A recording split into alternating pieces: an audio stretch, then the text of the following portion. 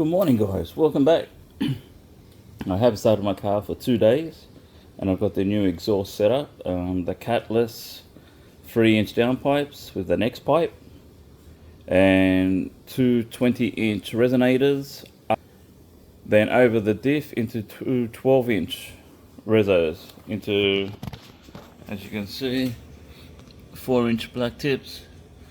Now let's see what it sounds like.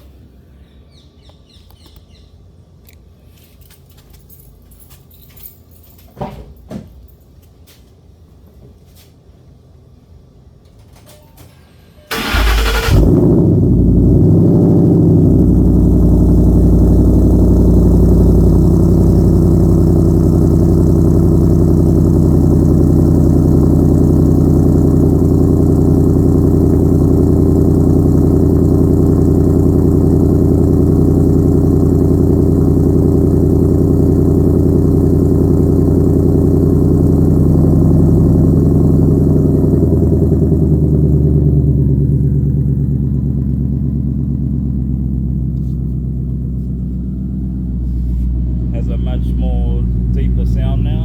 I'm happy with the exhaust now. Let me know what you guys think. I'll do a before and after sound.